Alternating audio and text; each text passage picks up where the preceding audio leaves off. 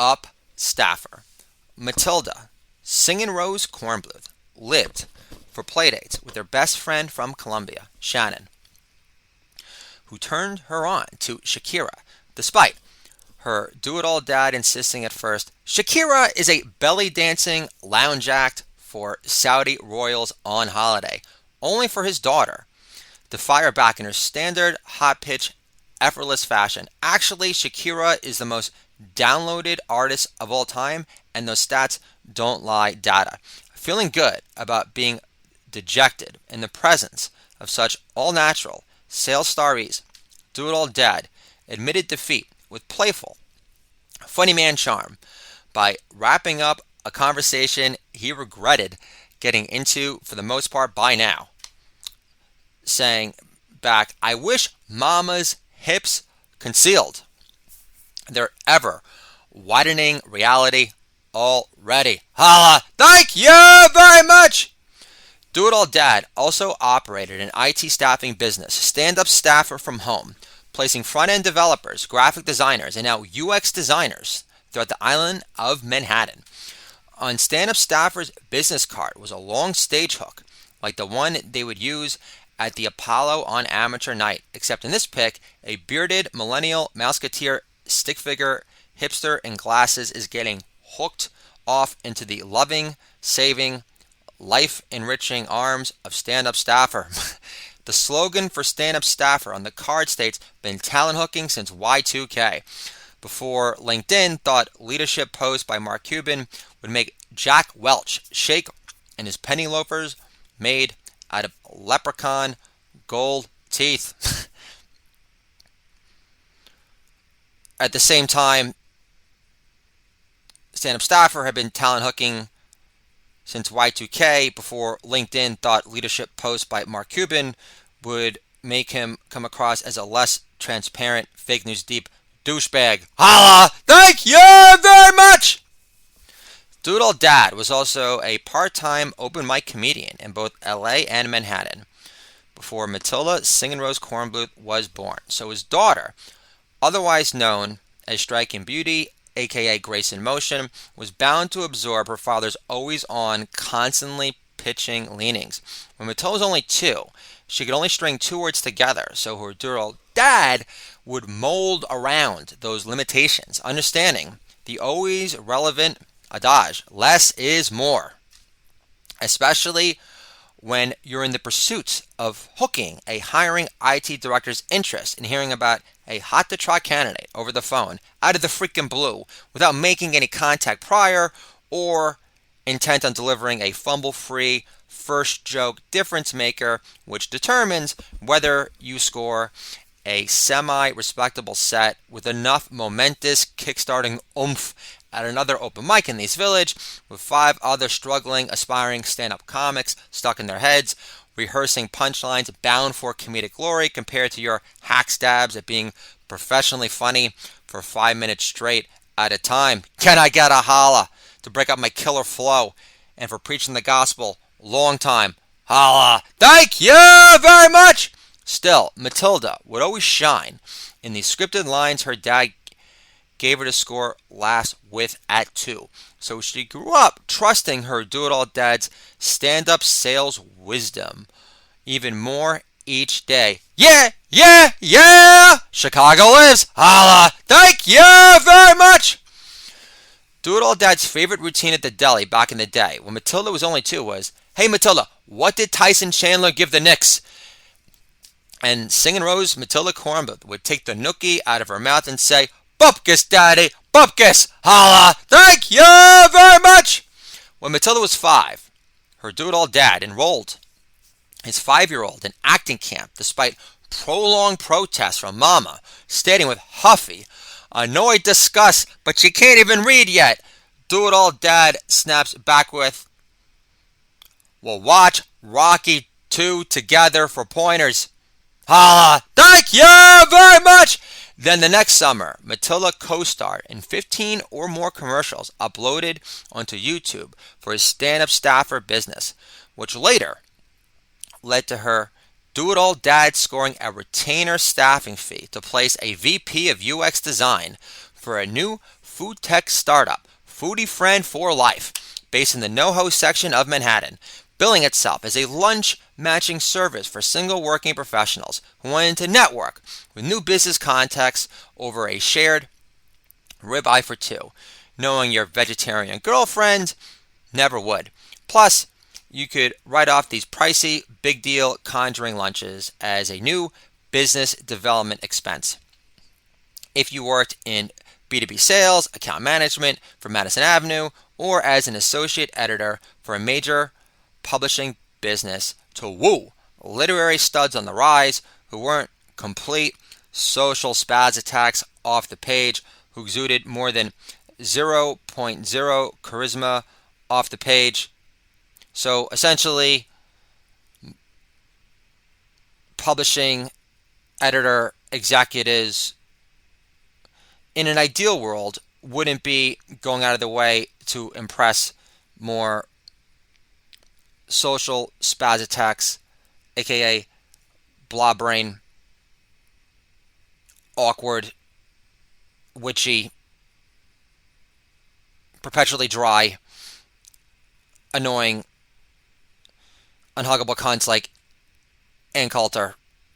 Holla! Thank you very much! Matilda's favorite commercial for stand-up staffer included the one called Blonde Power, where she plays a star UX designer who's worked for 20 companies in 5 years, stating, "I fall out of love easily like Trump." Then, when asked why she decided to dye her hair blonde, Blonde Ambition says, "Guys software engineers prefer blondes to feel smarter and superior. They're nerds, remember? Plus, only ugly girls go to coding boot camp." So Matilda was no stranger to performing and selling as she started the 4th grade, especially knowing her old school go-to line whenever her dear dada used to pick her up from daycare in Scarsdale Village after working for the man Robert Half in Manhattan, which was, "Can I get a treat, Daddy? I was fuss free today, Daddy. Fuss free." In short, Do-It-All Dad played a huge role helping transform his daughter into a supremely confident, effortlessly charismatic, logic-loaded, never too overtly wordy, dronish sales machine. As a result, it pissed off Matilda to no end when the Girl Scouts of America denied her entry after admitting to marching in the annual Israel Day Parade with her dear dada because it was insensitive to Arab scouts in their troop. Despite their alleged secular, wholesome girl next door leanings, despite there being a Planned Parenthood abortion referral fee patch in the works since full-term abortions in New York State became kosher in the Empire State's eyes under Governor Cuomo's all-knowing watch, otherwise known as the cold-blooded Italian reptilian inside, aka the thug in Armani, who looks like the Thing, and Mama Fratelli from the Goonies had a baby. Holla! Thank you very much! Matilda fumes to her best friend Shannon over the phone about being denied more primo FaceTime with her friend through the Girl Scouts of America, saying Israel isn't the country who fires rockets into their neighbor's backyard expecting nothing more than an edible gift basket in return. Hamas terrorists in charge of the government are supposed to be trusted partners in peace 8 days a week. My chest. Matilda also admitting to Dude Looks Like a Lady being her most liked song on Spotify didn't warm her up to the Girl Scouts of America either, especially since the Boy Scouts started admitting girl men like Juno into the ranks too. Holla! Thank you very much! And Matilda wasn't even aware of the fact that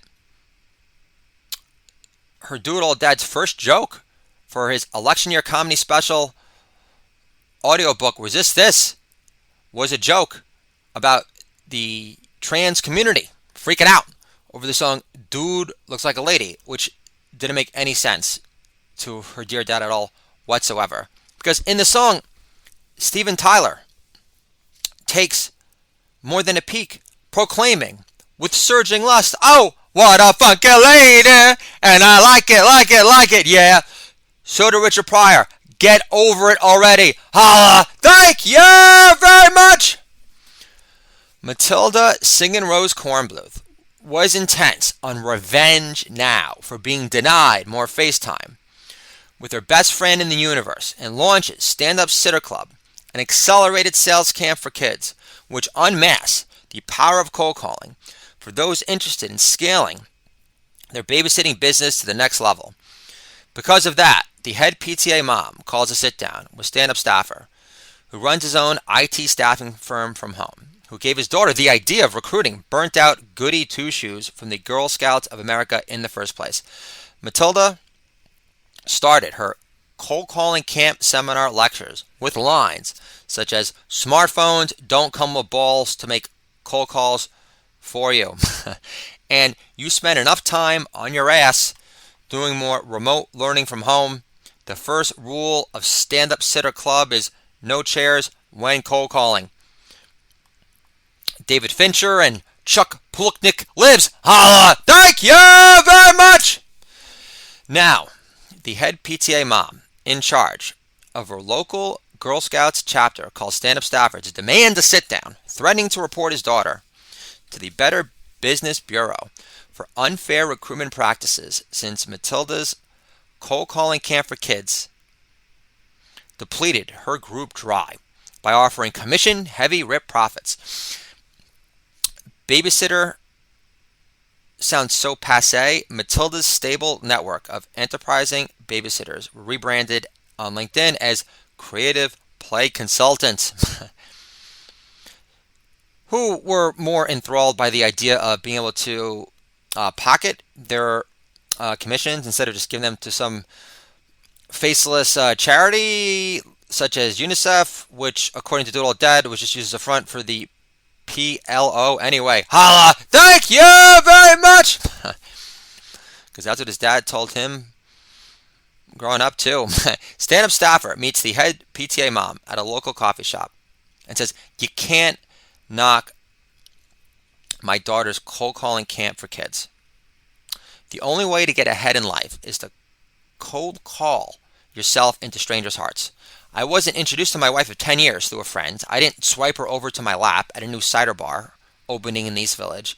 I didn't overcome my zero confidence, shyness stutter from a fancy internship connection to the agent training program at Creative Artist Agency. I didn't break through the soul-destroying, mentally crippling door of dependence on my parents to pay rent for my apartment in West Hollywood through being bequeathed some cushy IT account manager role to wine and dine IT directors who work for wine distributor Behemoth Southern Wine and Spirits to secure more job orders to fill without having to throw my balls on the line in the service of winning over the trust of new clients through sheer audacity and relentless houndish delight, while minimizing my sprinklings of Spanish overtones until I became more polished in between. Holla! Thank you very much!"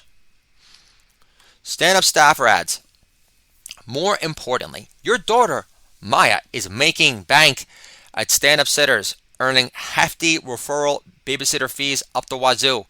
Also, let's not depreciate your daughter's increased ability to listen better due to her hardcore cold calling camp training, making it easier for her to bear drawn-out conversations with you with more emotionally present awareness and concern next time you start moaning on about your immovable belly rolls 3 kids later, or how life offers rapidly depleting meaning once your daughter outgrows the need for mama's nurturing hugs as you pop open another boozy mommy seltzer again for head lightening relief." PTA mom says, "If I can't knock the cold call, then can I hit you in the face really hard once? It might turn you on, actually."